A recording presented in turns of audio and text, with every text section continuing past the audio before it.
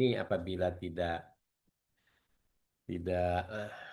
hadir ataupun tidak mengikuti bisa untuk eh, apa? Bisa untuk melihat di YouTube-nya.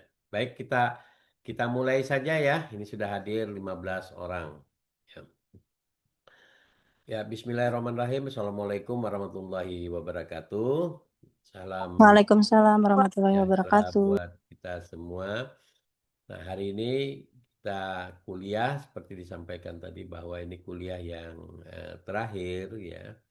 Jadi bulan depan kita sudah UAS ya. Jadi mudah-mudahan nanti para mahasiswa, mahasiswi ya bisa untuk belajar lebih giat lagi. Jadi nanti beberapa literatur bisa dipelajari.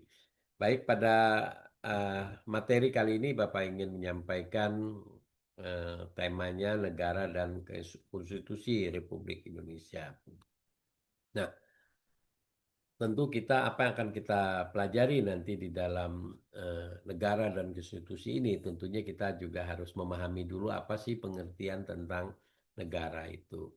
Nah, ada beberapa definisi oleh para ahli tentang negara, yaitu negara itu adalah merupakan organisasi tertinggi dari bangsa yang memiliki kedaulatan. Ia memiliki otoritas untuk mengatur wilayah negaranya. Nah, jadi apa yang disampaikan oleh para ahli tentang negara ini. Jadi negara ini asal mula terbentuknya adalah konsensus ya, konsensus antar warga negara. Jadi masing-masing di dalam warga negara itu bersepakat ya untuk membentuk sebuah negara. Nah, jadi apa yang dinamakan negara itu adalah sebuah organisasi besar hasil kesepakatan dari setiap warga negara. Makanya syarat dalam membentuk suatu negara harus ada warga negaranya. Jadi tidak mungkin sebuah negara tidak ada warga negaranya. Ya karena siapa yang dipimpin, siapa yang memimpin begitu. Jadi apa yang disampaikan oleh para ahli ini bahwa negara secara umum adalah bahwa itu organisasi dari sebuah bangsa. Nah, sebuah bangsa yang mempunyai kedaulatan. Apa yang dimaksud dengan kedaulatan? Artinya adanya kekuasaan. Kekuasaan yang dimiliki oleh dari negara itu akibat dari penyerahan kedaulatan rakyat yang diberikan kepada negara. Jadi negara itu memiliki, artinya apa? Memiliki otoritas untuk mengatur dan eh, wilayah dan penduduknya. Nah, oleh karena itu negara sudah diberikan mandat oleh rakyat ya, oleh warganya untuk bagaimana dia mengatur wilayahnya yang dibentuk itu dan juga mengatur warganya untuk bagaimana hidup dalam sebuah wilayah ya, wilayah yang berdaulat. Artinya berdaulat, dia mempunyai kekuasaan sendiri dan itu tidak bisa diintervensi orang atau orang lain yang eh, memerintah dan sebagainya. Jadi kedaulatan dimiliki oleh yang namanya sebuah negara yang sudah berdaulat itu. Nah, itu yang dimaksud oleh para ahli. Nah, adapun unsur-unsur utamanya dalam sebuah negara itu apa saja? Nah, unsur utamanya ada wilayah yang jelas ya, tentunya. Nah, itu yang saya sampaikan tadi, ada rakyat yang menetap di situ. Jadi di wilayah itu, otoritas wilayah itu, ya ada rakyat yang menetap. Jadi apabila rakyat tidak ada menetap itu, tentunya itu tidak bisa disebut negara. Walaupun dia punya wilayah. Tapi wilayah itu wilayah siapa? Nah, ini yang tidak dibilang oleh para ahli, disebutkan bahwa eh, ada beberapa syarat utama dalam sebuah negara yang diakui negara itu apabila ada wilayahnya yang jelas. Wilayahnya di mana? Ya kalau Indonesia itu dari Sabang sampai Merauke ya. Jadi istilahnya itu dari Sabang itu ada batas wilayahnya. Nah, batas wilayahnya itu Nah, itu ditentukan oleh itu tadi, ditentukan oleh batas dari awal dan batas dari akhir gitu. Nah, batas itulah yang dinamakan batas wilayah yang jelas. Nah, adapun rakyatnya tadi adalah orang yang menghuni tadi di situ.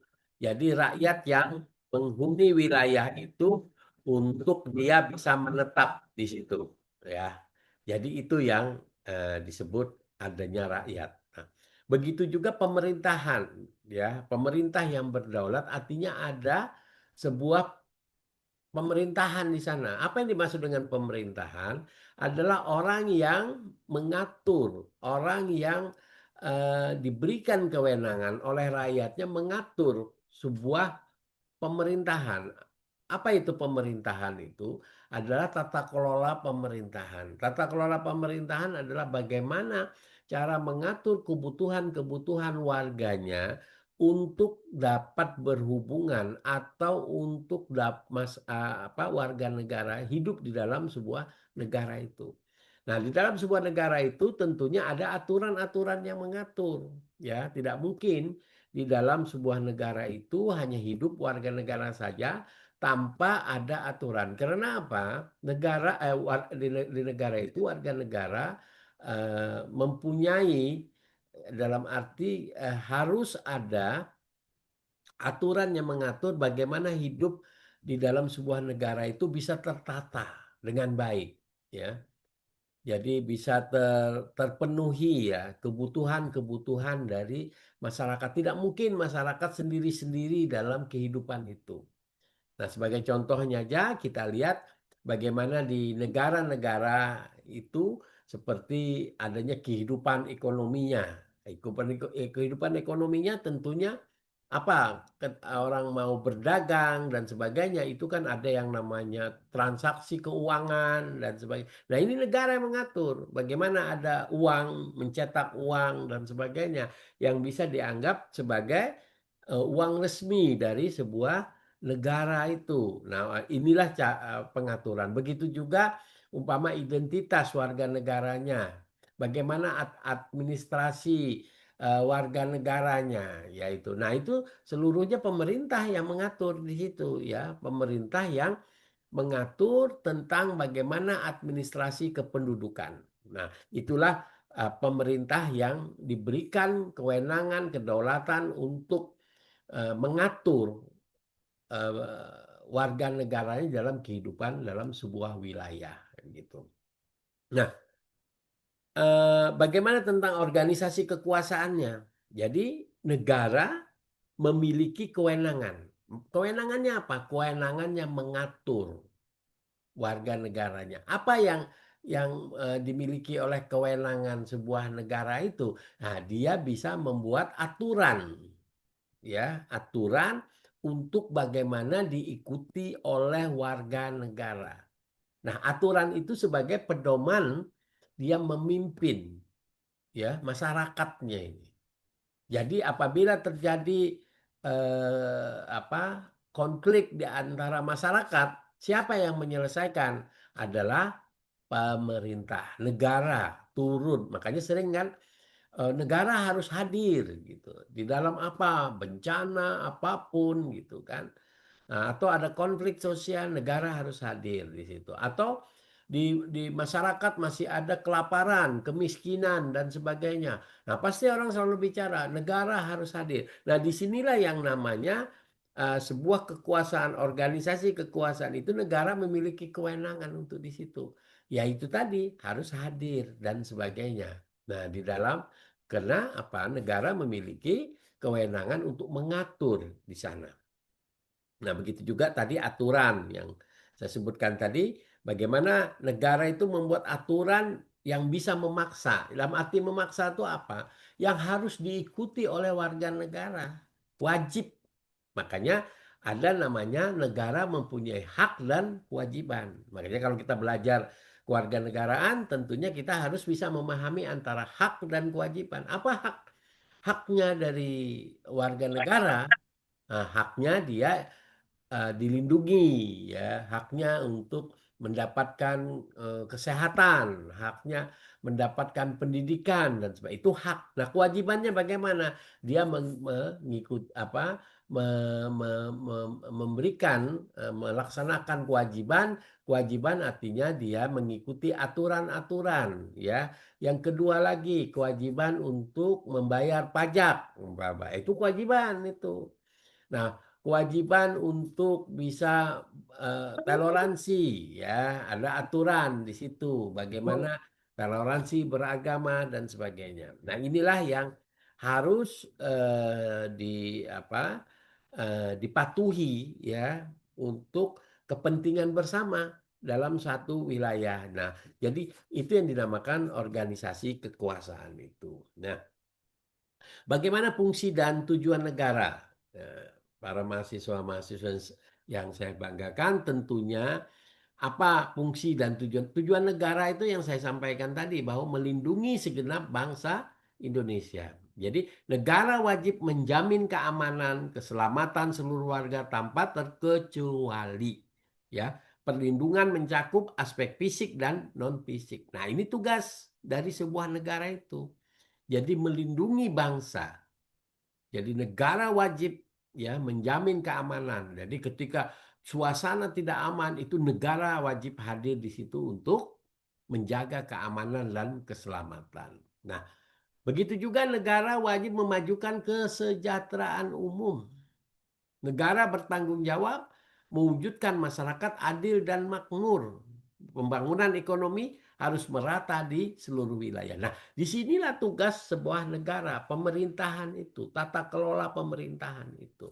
Jadi negara bertanggung jawab terhadap kesejahteraan umum ini. Nah, kesejahteraan umum inilah cita-cita bangsa Indonesia, cita-cita dalam sebuah negara, ya, warga negara bercita-cita bahwa adanya kesejahteraan umum untuk seluruh rakyat Indonesia.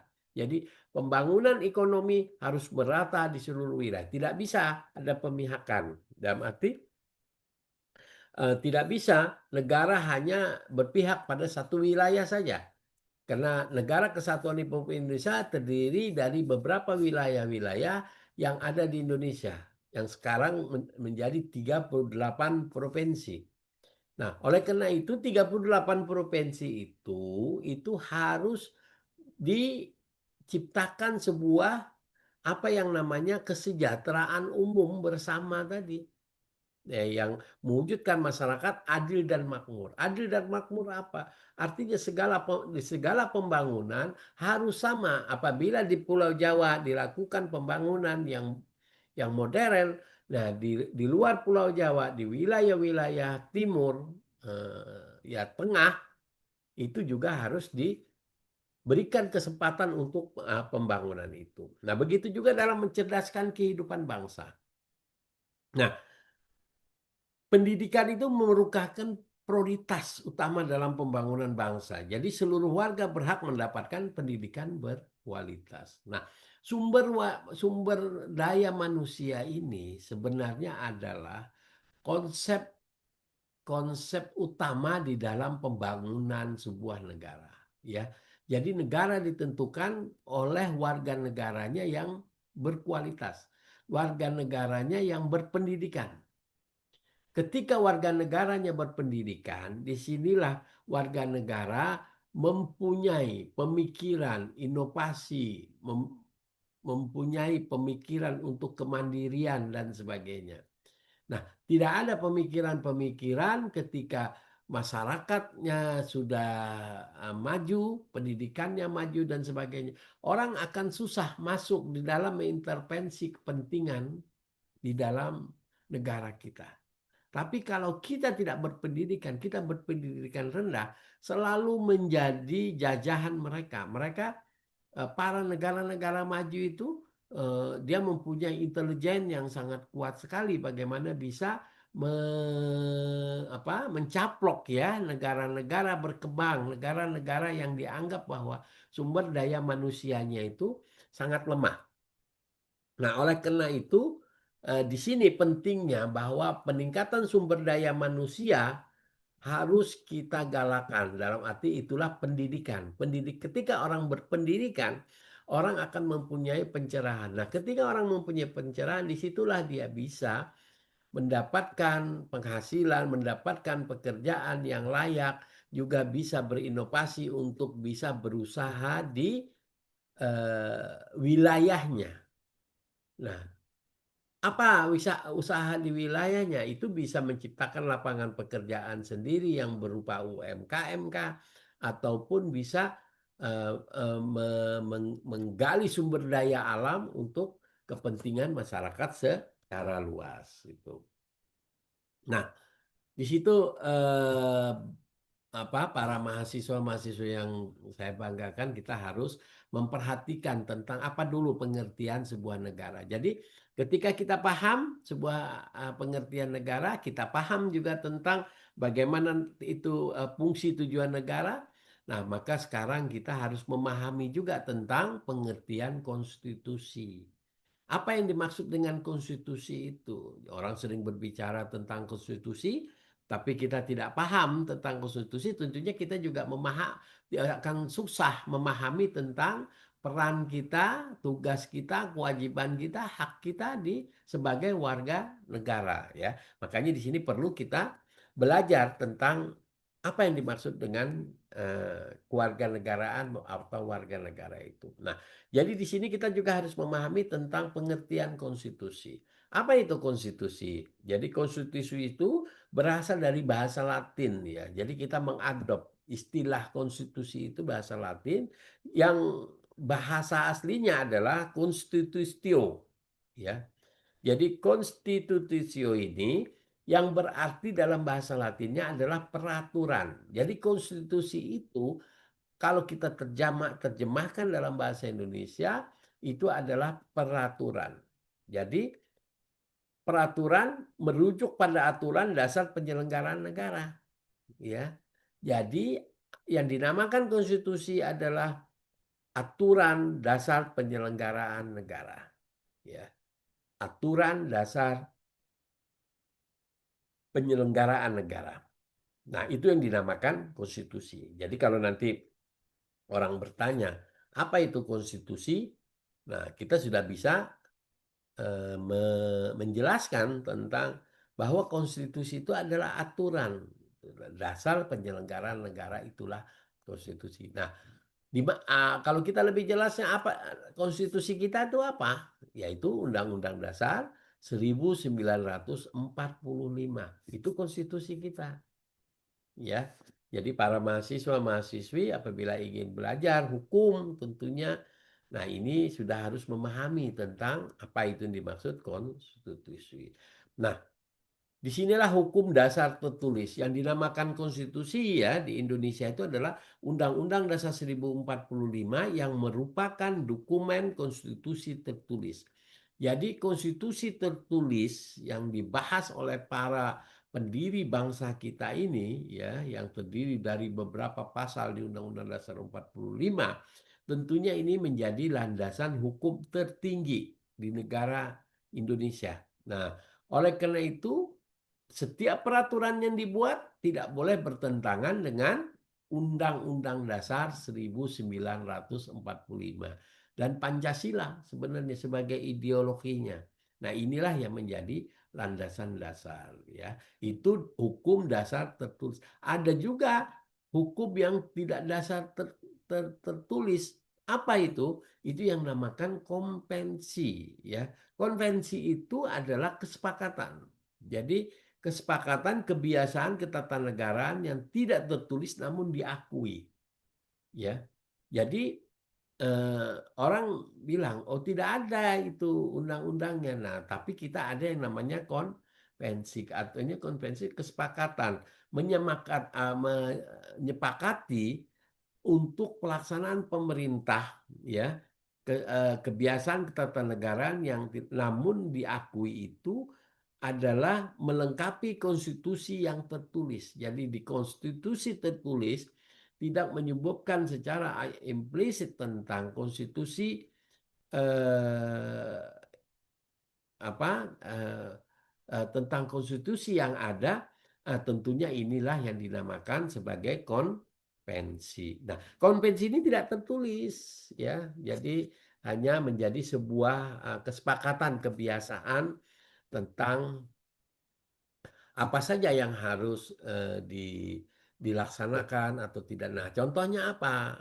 Yang berupa konvensi ini.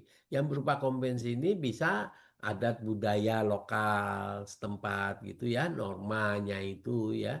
Dalam pelaksanaan kegiatan apapun di masyarakat ya, kita tidak bisa lepas dari sebuah konvensi yang kita akui sebagai aturan di sebuah wilayah. Nah, aturan di sebuah wilayah ini tidak bisa mencakup langsung yang diatur dalam sebuah undang-undang. Begitu banyaknya ya wilayah-wilayah kita dengan beragam suku bangsa yang ada di Indonesia ini tentunya tidak bisa secara detail dimasukkan di dalam Undang-Undang Dasar. Undang-Undang Dasar adalah mengacu garis besarnya saja dalam pelaksanaan kegiatan Undang-Undang Dasar. Nah, sebagai contoh, pemilihan presiden dan wakil presiden itu dipilih secara langsung. Nah, dipilih secara langsung dan tentunya ada setelah setelah setelah terpilih. Nah, itu juga dilantik, bagaimana cara pelantikan dan sebagainya diatur di dalam sebuah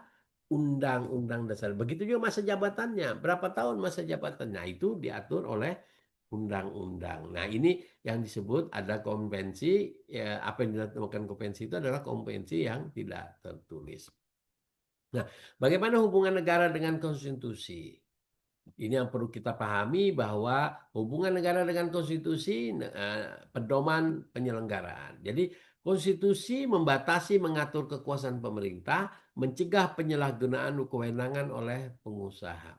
Jadi konstitusi dalam hubungan negara itu inilah pedoman penyelenggaraannya ya mahasiswa-mahasiswi yang Bapak banggakan. Jadi konstitusi itu membatasi mengatur kekuasaan. Jadi pemerintah pun ketika pemerintah ya maksudnya pemerintahan sudah terpilih, apa itu pemerintah? Presiden dan wakil presiden sudah terpilih di situ.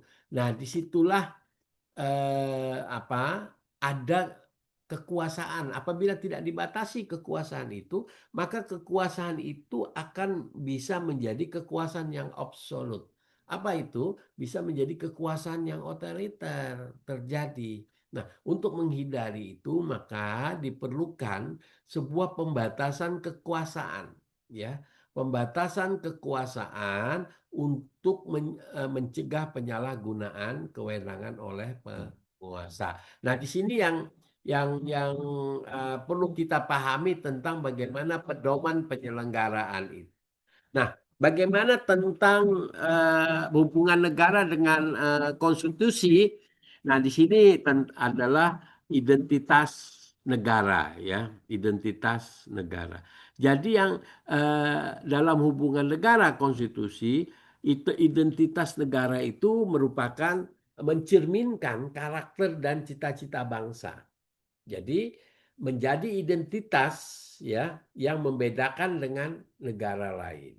Nah, negara lain itu mempunyai konstitusi sama dengan kita. Nah, oleh karena itu dengan adanya konstitusi negara kita ini yang membedakan antara konstitusi negara kita dengan negara lain. Makanya itu yang merupakan identitas tadi.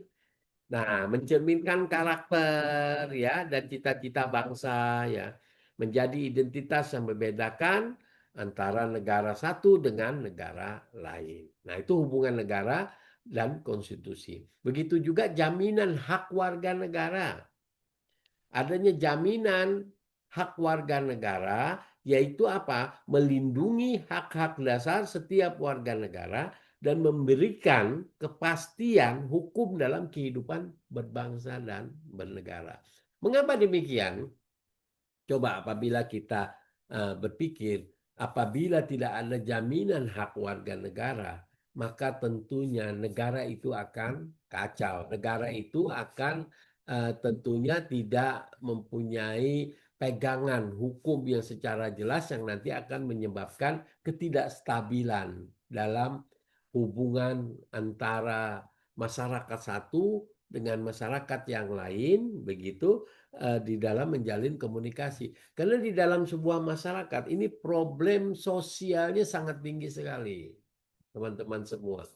Jadi alangkah tidak tidak tidak bisa dijadikan sebagai acuan apabila penyelenggaraan pemerintah itu tidak apa tidak tidak memenuhi unsur-unsur pemerintahan itu, maka pelaksanaan kegiatan pemerintahan itu akan kacau, instabilitas akhirnya. Nah, oleh karena itu, di dalam identitas negara ini atau jaminan warga negara melindungi hak-hak dasar setiap warga negara, ini ada kepastian hukum dalam kehidupan berbangsa dan bernegara. Nah, begitu juga antara negara konstitusi, konstitusi menjamin dasar legitimasinya bahwa legitimasi setiap tindakan yang keputusan pemerintah menjadi rujukan dalam penyelesaian konflik ketatanegaraan. Nah, itu sebenarnya apa hubungan negara dengan konstitusi ya nanti kalau misalkan soal seperti itu nah tentunya kita bisa menjabarkan dalam 4 poin ini. Jadi dalam pedoman penyelenggaraan, jadi konstitusi itu membatasi identitas negara mencerminkan karakter cita-cita bangsa. Nah, ada jaminan hak warga negara, begitu juga dasar legitimasi ya untuk setiap tindakan dan putusan pemerintah menjadi rujukan dalam penyelesaian konflik ketatanegaraan gitu. Nah, kita tentunya bertanya-tanya bagaimana sih berdirinya negara Republik Indonesia itu. Nah, tentunya teman-teman sudah banyak memahami tentang berdirinya Negara Kesatuan Republik Indonesia. Negara Indonesia ini dari mana sebenarnya berasal? Yaitu masa penjajahan ya. Indonesia ini belum ada nama Indonesia itu. Tahun 1602 sampai 1942. Ini pada masa waktu itu adalah masa kolonial namanya. Masa kolonial. Kalau itu sebenarnya mereka kalau istilah Belanda, Belanda tidak mau bahwa dia menjajah katanya. Karena apa? Belanda datang ke Indonesia itu hanya berdagang, POC, ya. Namun demikian, perdagangan yang dilakukan oleh Belanda ternyata mereka melihat bahwa Indonesia ini belum terbentuk sebuah negara itu, maka dia memberikan penjajahan dalam arti apa? Memanfaatkan kelemahan bangsa Indonesia ini bisa menjadi dalam arti bahwa ini bisa dimanfaatkan untuk kepentingan dagangnya orang Belanda. Makanya sampai 350 tahun itu dijajah oleh bangsa Belanda itu. Namun demikian bangsa Belanda itu tidak bisa mereka mengakui itu karena apa? Katanya mereka datang ke Indonesia itu hanya untuk berdagang ya. Nah, ini yang perlu juga kita pahami. Nah, mahasiswa-mahasiswa untuk melihat bagaimana berdirinya negara Indonesia ini, ya, berdirinya negara Indo latar belakangnya ini, tentunya dari sisi penjajahan tadi, begitu itu pada tahun 16 dan 02 ya. Pada tahun 1942 itu, nah ada juga pendudukan Jepang setelah penjajahan Belanda, ada penjajahan Jepang juga di situ ya. Nah, di sini tentunya ya kita melihat bagaimana Jepang masuk ke Indonesia itu menguasai Indonesia itu hanya selama 3,5 tahun ya. Nah, ini membuka peluang kemerdekaan meskipun dengan penderitaan yang banyak. Jadi ketika Jepang masuk ke Indonesia itu Jepang sudah menguasai dari sisi memanfaatkan eh, bahwa eh, Jepang waktu itu sudah hampir sangat lemah di Indonesia kedudukannya di Indonesia ini. Nah, jadi Jepang masuk di situ mengalahkan. Jadi pada tahun 1942 Jepang masuk ke Indonesia mengalahkan Jepang. Perang Dunia Kedua itu dimulai waktu itu. Nah, intervensilah Jepang, akhirnya Belanda meninggalkan Indonesia dikuasai oleh Jepang. Nah, Jepang ini pintar sekali. Jadi ketika dia menguasai Indonesia, dia menyatakan bahwa Jepang itu adalah saudara tuanya. Jadi dia datang ke Indonesia untuk menyelamatkan bangsa ini, untuk menjanjikan kemerdekaan Indonesia. Padahal waktu itu Jepang sebenarnya ingin bagaimana menguasai Indonesia, wilayah Indonesia ini. Nah, ini yang perlu dipahami oleh apa? Oleh teman-teman mahasiswa-mahasiswi tentang latar belakang berdirinya Indonesia itu ya. Nah, itu dari sisi pendudukan Jepang pada tahun 1942-45. Itu kalau kita mengambil dari penjajahan ya, masa penjajahan itu. Nah, ada juga pergerakan nasional. Nah, Indonesia itu terbentuk tuh dari awal mulanya itu dari pergerakan nasional. Abad 20 sebenarnya sudah ada ketika Budi Utomo ya, 1908. Nah, disitulah Indonesia sudah mulai ada gerakan untuk merdeka. Oleh karena itu disebutkan, disitulah pertama kali bangsa Indonesia yang menggaungkan bangsa Indonesia dengan sumpah pemudanya itu. Yaitu berbangsa satu, berbahasa satu, bernegara satu, negara Indonesia. Ya, jadi ini sebenarnya apa itu Budi Utomo ya. Jadi pergerakan Budi Utomo, Sumpah Pemuda itu, nah itu melahirkan nama Indonesia itu. Nah itu pada awal abad 20. Nah itu terjadi pada tanggal 28 Oktober 1928, yaitu bagaimana momen penting penyatuan identitas nasional itu. Yang dibilang satu nusa, satu bangsa, satu bahasa, bahasa Indonesia. Nah ini yang perlu dipahami. Nah ada pertanyaan yang menarik mahasiswa-mahasiswi yang Bapak banggakan. Apa pertanyaan yang menarik yang sering dilontarkan orang? Kok bisa ya Indonesia ini bersatu dari Sabang sampai Merauke? Padahal kita negara kepulauan. Bagaimana caranya para pemimpin bangsa ya founding father kita dulu itu bisa menyatukan bangsa Indonesia itu? Nah, sejarahnya menarik. Para mahasiswa-mahasiswi ini juga bisa kita ceritakan kepada anak didik kita. Jadi ketika Belanda itu menjajah ya, ketika Belanda itu berdagang itu dia melihat wilayahnya itu adalah wilayah kerajaan dulu. Jadi namanya Kerajaan Majapahit. Nah, Kerajaan Majapahit inilah yang menjadikan dasar dari mana letak Indonesia itu, wilayahnya. Nah, tapi kalau secara umum sebenarnya wilayah yang dikuasai oleh kerajaan-kerajaan dulu itu sangat luas sebenarnya. Contoh Kerajaan Majapahit itu sampai ke Thailand sana, ya, Bangkok itu, ya, Malaysia itu masuk semua. Nah, namun demikian ada batasan-batasan yang sangat sederhana yang saat ini hanya bisa diambil dari Sabang sampai Merauke saja. Nah, ini pun yang menjadi siapa yang menentukan batas itu? Nah, batas ini ditentukan oleh yang namanya lembaga internasional, ya. Jadi PBB. Jadi PBB yang mengakui bahwa negara merdeka itu batas wilayahnya seperti apa. Ini dibuat. Jadi sebelum negara Indonesia merdeka, kita juga harus tahu bagaimana batas wilayah negara kita. Nah, selanjutnya apa proklamasi kemerdekaan? Nah, proklamasi inilah ketika negara kita berdiri ya, peristiwa bersejarah, kita juga tahu semua bahwa Soekarno-Hatta memproklamasikan kemerdekaan pada tanggal 17 Agustus 1945. Nah, di mana di situ berlangsung di Jalan Pegangsaan Timur. Jadi kalau misalkan kita ada yang sekarang umpama tinggal di Jakarta itu ada tempatnya dulu bagaimana Bung Karno membacakan itu dijadikan tempat bersejarah ya.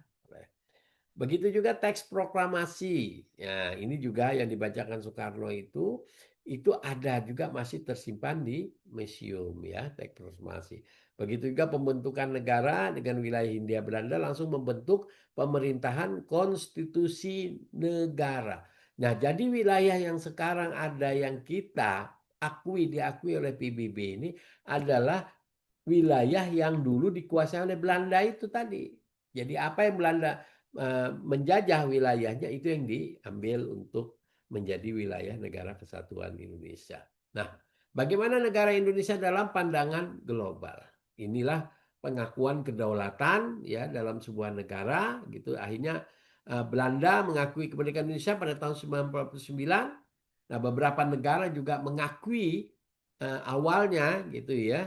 Nah, itu syarat dalam sebuah negara adanya pengakuan sebuah negara-negara lain terhadap negara kita dan termasuk PBB, negara internasional yang mengatur organisasi hubungan di seluruh manusia yang ada di masyarakat. Kalau saya masyarakat nanti masyarakat Indonesia ya, tapi ya ada apa di seluruh negara itu adanya manusia-manusia yang ada di wilayahnya itulah yang dinamakan pengakuan dalam sebuah negara wilayah itu. Nah, itu syarat-syarat utamanya. Nah, Indonesia juga bisa menjadi diakui oleh dunia apabila dia masuk keanggotaan PBB. Nah, oleh karena itu pada tahun 1950 Indonesia diterima sebagai anggota PBB. Jadi menjadi anggota yang ke-60 organisasi dunia tersebut. Nah, kenapa 5 tahun setelah merdeka baru diakui? Ya mungkin dinamika persoalan politik yang belum terdokumentasi dengan baik dan sebagainya. Akhirnya ini memunculkan bahwa hanya tahun 1950 Indonesia baru menjadi anggota ke-60 organisasi dunia. Nah, bagaimana peran internasional? Nah, tentunya kita juga bisa melihat bagaimana peran bangsa Indonesia di dalam internasional. Di sini politik yang namanya bebas aktif ya. Bebas aktif itu artinya dalam gerakan non-blok tidak memihak kepada siapapun ya. Jadi menyelenggarakan konferensi Asia Afrika di Bandung pada tahun 55 itu adalah merupakan eksistensi dari bangsa Indonesia yang tidak memihak kepada pro barat, pro timur gitu ya, atau memihak kepada salah satu negara superpower. Nah, itu tidak. Kita tetap bebas aktif. Jadi ketika terjadi konflik, kita bisa tengah-tengah, kita memediasi dan sebagainya. Nah, inilah peran negara ya, negara Indonesia di dalam kancah internasional gitu. Nah, selanjutnya apa yang menjadi dasar nilai-nilai dasar negara Indonesia?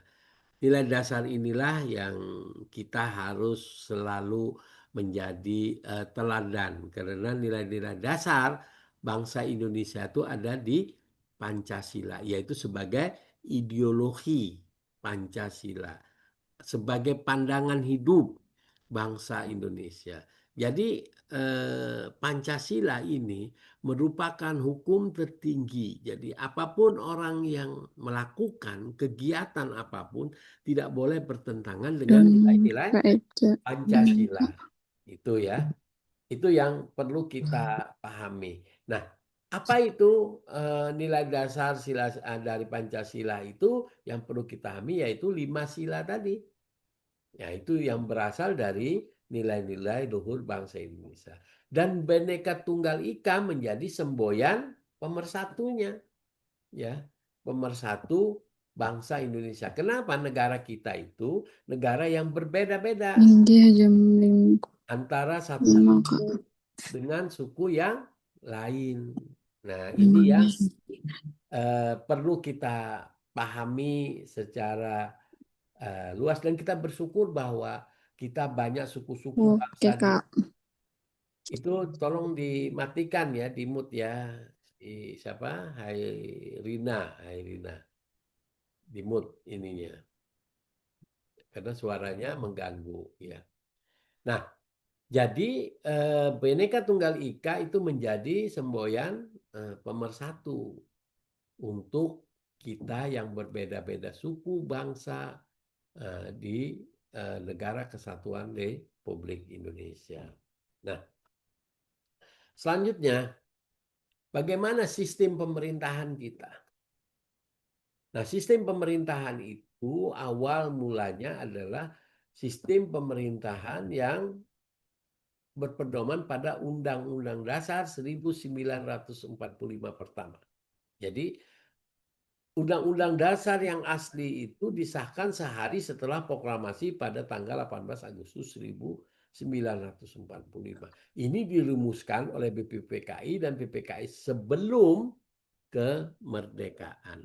Nah, ini yang sebenarnya awal pemerintahan itu. Makanya dibentuklah pemerintahan yang presiden dan wakil presidennya adalah Bung Karno dan Bung Hatta waktu itu.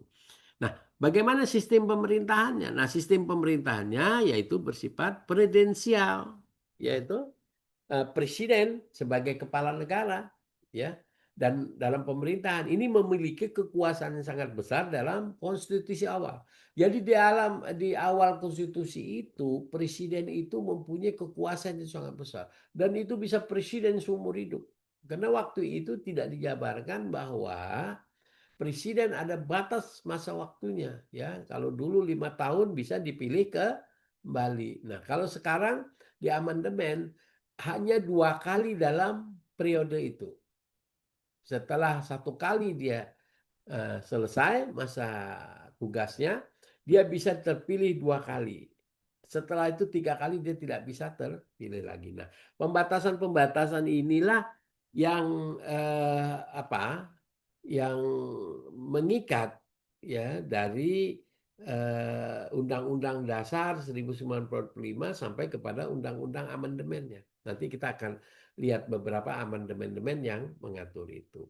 Nah, kabinet pertama ini yaitu yang saya sampaikan tadi bahwa pemerintahan awal kabinet pertama adalah dipimpin oleh Presiden Soekarno langsung. Yaitu terdiri dari menteri-menteri dan berbagai latar belakang politik. Nah, oleh karena itu tidak menghadiri upacara di Jakarta, presiden sangat jarang sekali. Apalagi sekarang dulu itu tidak ada yang namanya Zoom seperti ini, ya. Jadi kalau koordinasi ya harus bertatap muka langsung ke sana begitu. Nah, ini dulu susah. Tapi bagaimana perkembangan negara Kesatuan Indonesia ya Republik Indonesia ini dulu ketika bergabung pemerintah pusat ada di Jakarta. Nah, ini komunikasinya itu lewat transportasi yang sangat terbatas sekali. Yang istilah dalam perjuangan dulu itu ini sangat sangat apa ya, sangat susah ditempuh lah di dalam wilayah-wilayah yang kayak dulu Bangka Belitung itu. Bangka Belitung itu daerah sangat terpencil ya, Bengkulu ya. Makanya para pejuang dulu baik itu Bung Karno, baik itu para tokoh-tokoh kerajaan yang kayak di Pangeran Diponegoro itu kan diasingkan ke daerah-daerah yang cukup yang tidak bisa dijangkau orang secara keseluruhan gitu. Nah, ini yang untuk pemerintahan pertama. Nah, ini sejarah konstitusi Indonesia yaitu Undang-Undang Dasar 45.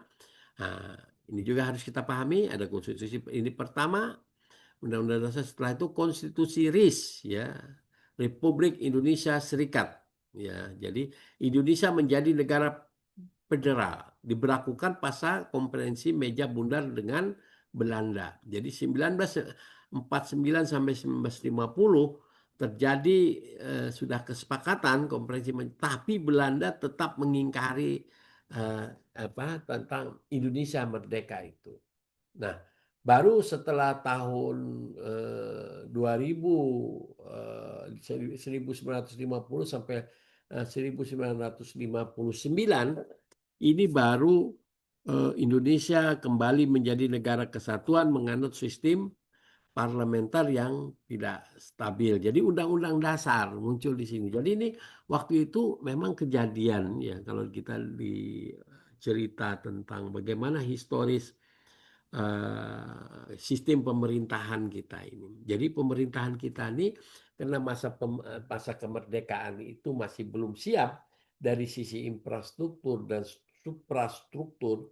Jadi kadang-kadang yang namanya presiden, wakil presiden, bukan mendapatkan fasilitas yang banyak, justru tidak mendapatkan fasilitas di situ. Karena negara waktu itu dalam kondisi yang sangat kacau. Jadi tidak ada yang namanya broker, ya tengkulak, orang berbisnis sendiri menambang dan sebagainya. Nah, itu eh, di zaman dulu tuh tidak ada itu yang itu. Nah, kembali ke Undang-Undang Dasar 1945. Dalam pemerintahan Indonesia banyak sekali kudeta tadi, dalam arti ingin bagaimana merubah Indonesia ke depan ini. Tapi orang banyak berpikir hanya pada hukumnya saja. Padahal bukan hukumnya saja dalam konteks itu. Nah, juga pada perilaku ya, perilaku masyarakatnya, perilaku.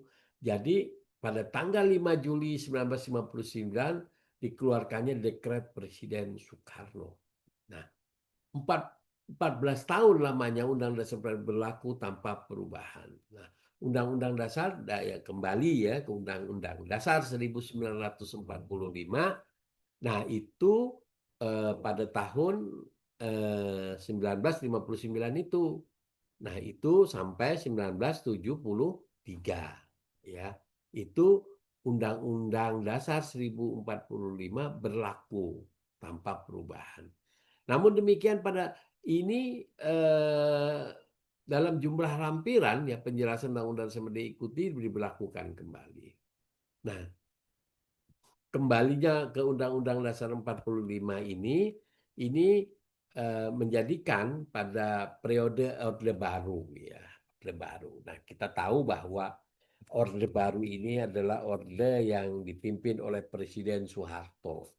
Bagaimana kuatnya militer ya, makanya traumatik Indonesia ini ketika dipimpin oleh seorang militer itu sistem pemerintahannya banyak mengarah kepada otoriter, sistem komando. Nah, ini yang tidak bisa apa diharapkan oleh bangsa Indonesia karena bangsa Indonesia menginginkan sistem pemerintahan yang bernilai demokrasi, ya, bernilai Pancasila. Apa itu bernilai Pancasila? Adanya nilai keadilan, ketuhanan, ada yang nilainya namanya nilai persatuan, adanya nilai kerakyatan. Nah, kerakyatan yang kompromis ya, yang mengambil keputusan berdasarkan hasil musyawarah dan sebagainya. Nah, namun demikian, dalam periode Orde Baru ini banyak sekali apa yang dinamakan kekuatan Orde Baru, yaitu presiden memiliki kekuasaan yang sangat besar. Jadi dalam tafsir undang-undang itu dia menyampaikan bahwa Undang-Undang Dasar 1945 itu memungkinkan presiden bisa sampai berkali-kali untuk diangkat menjadi presiden. Oleh karena itu, Bapak Presiden Soeharto waktu itu 32 tahun dia memimpin bangsa Indonesia ini dalam suasana otoriter tadi, ya. Nah, begitu juga peran militernya, ABRI-nya memiliki dua fungsi politik dan keamanan. Jadi ABRI itu menjadi tulang punggung karena waktu itu apa pemimpinnya itu militer gitu kan.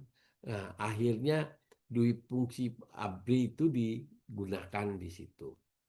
Nah, itu kira-kira para mahasiswa-mahasiswa yang banggakan, waktu juga sudah hampir jam 4 ya, jam 4. Nah, sebelum saya tutup, apakah ada pertanyaan dulu, teman-teman mahasiswa semua? Apakah sudah memahami apa yang saya sampaikan? Insya Allah Bapak. Ya Bapak, tidak ada pertanyaan. Baik. Nah, itu nanti ya tolong dipelajari. Nanti juga slide akan Bapak bagi. Tapi selain dari materi ini ada lagi materi yang ingin Bapak sampaikan. Tapi itu lewat materi apa? Lewat video saja, Zoom saja. Jadi ini nanti juga rekamannya ada. Nanti bisa untuk diulang-ulang untuk bisa menjadi bahan. Ini sebenarnya banyak sekali nih. Slide-nya ada lagi. Tapi nanti saya akan lanjutkan ya. Sisanya itu akan saya lanjutkan nanti di video saja. Bagaimana era reformasi, bagaimana 4 kali amandemen, ya, bentuk kedaulatan dan sebagai sistem pemerintahan dan sebagainya ya. Jadi nanti itu akan Bapak lanjutkan di slide. Karena kita 2 minggu kan, uh, uh, minggu depan kita nggak ada kuliah, minggu depannya sudah UAS gitu.